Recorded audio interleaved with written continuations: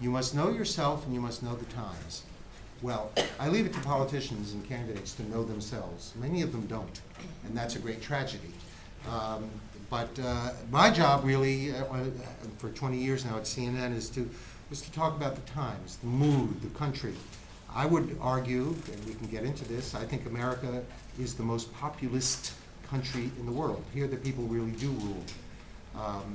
That came clear to me during the impeachment of Bill Clinton, when all of official Washington was screaming for his head. His presidency was over. Al Gore was going to succeed in a matter of weeks. They had already designated his vice presidential nominee. That was to be Dianne Feinstein. The great talking heads had already decided on the Sunday talk shows. Clinton was finished. I mean, look what he did. He had some kind of an affair with a woman half his age in the Oval Office, and she was in some sense in his employ. What business executive, what military officer could get away with that? Until we did a poll. And I went on the air and I said, everybody get a grip, take a deep breath, because the president's approval rating just went up 10 points.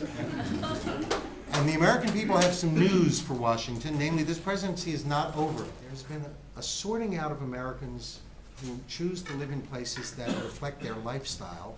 And what happened in politics is politics since the 60s has more and more reflected people's lifestyle. Lifestyle itself is a 60s word. Before the 60s, we didn't have lifestyles, we had lives. My parents didn't have a lifestyle. But now you find that people live in places where everybody votes the same way. The Republicans who are left in Congress, most of them, in the House at least, run in pretty safe seats. They don't worry about Democrats, they worry about Republican conservative opponents who will come after them if they vote for the stimulus package. And they are. But the red-blue divide still lives in Washington. You've got think tanks, you've got institutions, you've got an entire apparatus there that's all about the red-blue divide, which exasperates and frustrates the American people. Just before the inauguration, WTOP, one of the last great all-news stations in Washington, and they reported that tickets to the inaugural had gone on sale on Ticketmaster, and it sold out in 1 minute. You're a rocket preserver. And they said that sets a new record. The previous record for ticket sales had been 3 minutes selling out, and that was a group, you may know who they are, AC/DC.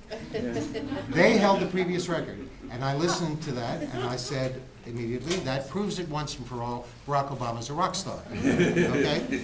And he is. He leads something fairly rare in American politics. It's a political movement. A campaign is something you support. A political movement is something you believe in and you belong to. Like millions of Americans on election night, it was of course very exciting.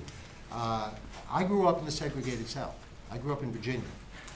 I have been teaching off and on for many years. It is always interesting to me when I talk to students about history and about race, and I report to them what it was like in the segregated South, that when you went to a physician's office, colored went on one side, white on the other. You couldn't use the same drinking fountain. When I was a child and I went to Bloomberg's department store with my mother, I would notice a pile of lace doilies on the counter, and I asked my mother what they were for, and she said, if a black woman, then they were called colored woman, wants to buy a hat, she has to put a doily on her head, because a white woman will not wear a hat that a colored woman has had on her head. I explain this to students, and their response is, that's ridiculous. You're lying to us. That never happened. It is so absurd and so ridiculous that they simply don't believe it.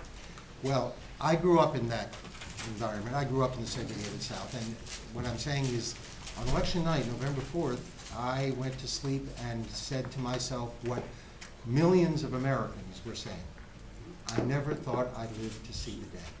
For the first time in quite a long time, Americans now trust the president, the Democrats, the Republicans, and Congress more than business. They trust labor more than business, because they're getting constantly besieged with stories about Madoff and who's the guy, Stanford, and Wall Street executives getting $1 million bonuses. The reputation of business is now below labor.